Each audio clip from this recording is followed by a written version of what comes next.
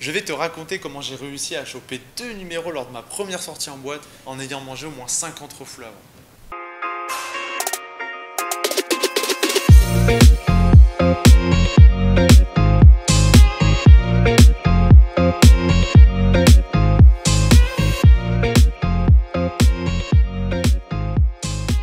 Alors l'histoire dont je te parle, c'est une histoire que j'ai racontée sur mon TEDx en mai 2022 et que j'adore raconter parce qu'elle montre à quel point quand tu peux dépasser tes peurs, il peut se passer des trucs de dingue derrière.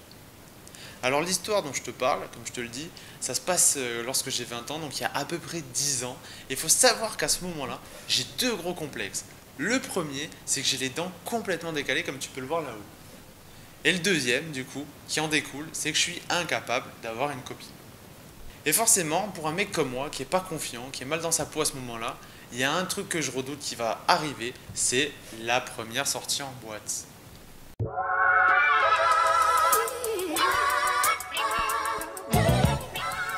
La première sortie en boîte, faut savoir que pour nous les mecs, c'est vraiment l'occasion de montrer qui tu es. Et montrer qui tu es, quand tu es un mec qui a 20 ans, c'est d'arriver à choper une nana en boîte.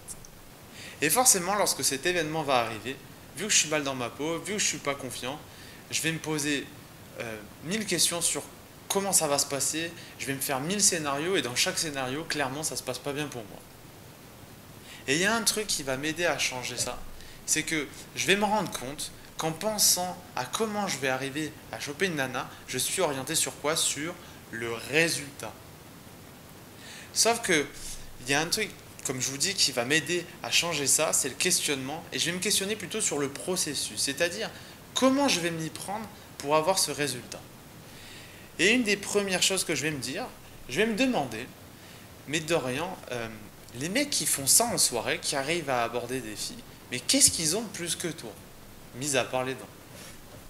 Et alors là, je vais avoir un premier élément de réponse, je vais me dire, ben, ces gars-là, tout simplement, ils sont confiants. Et en poussant un peu plus la réflexion, en allant un peu plus loin, je vais me dire, tout simplement, mais toi Dorian, si toi t'étais confiant, ça serait comment?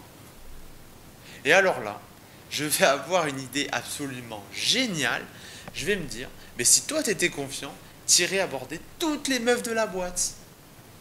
Et alors là, ce qui va se passer, c'est que ce soir-là, eh ben, je l'ai vraiment fait. Je suis vraiment allé aborder toutes les nanas de la boîte. Alors certes, la technique n'était pas folle. Il y avait plein de choses à revoir. Mais ce qui est fou, c'est que j'ai réussi à choper 2 numéros. Alors certes, là, si vous faites le ratio entre le nombre de meufs que je suis allé voir et le nombre de numéros que j'ai réussi à obtenir, c'est clairement pas fou. Mais par contre, c'était toujours mieux que 95% des mecs de mon âge ce soir-là. Et en plus, mes potes se sont dit, Dorian, il est chaud, il est confiant. Ce qui est absolument dingue à l'époque pour moi. Et avec le recul, je me rends compte que ce soir-là, en étudiant un peu plus tard la psychologie, les neurosciences, j'ai clairement conceptualisé un processus de psychologie. Ce processus-là, c'est le suivant. C'est que face à une situation donnée, on a tous des pensées, des croyances. Ces pensées, ces croyances nous font avoir des émotions. Ces émotions nous font générer des comportements. Et ces comportements nous font avoir des résultats. Moi, à l'époque, à l'idée, vu que j'étais pas confiant, mal dans ma peau, forcément, j'étais pas à l'aise à l'idée d'aller aborder. Et donc, du coup, ce que je faisais, c'est que je restais dans mon coin et j'étais bloqué. Sauf que ce soir-là, en changeant mes comportements, ce qui s'est passé, c'est que j'ai compris que je pouvais changer mes résultats. Et ce qui est magnifique, c'est que quand vous changez vos résultats, vous plantez une petite graine dans vos pensées et dans vos croyances que la fois prochaine, dans la même situation, ça peut être complètement différent que ce que vous aviez imaginé au départ.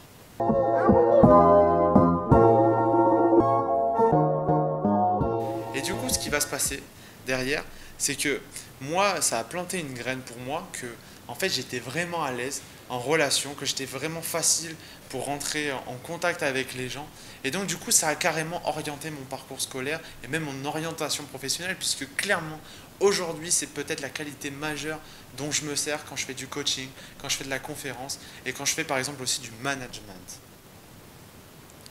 La citation sur laquelle j'aimerais vous laisser aujourd'hui, c'est une citation qui me touche de Will Smith qui a déclaré la chose suivante: les plus belles choses de notre vie se cachent souvent derrière nos plus grandes peurs.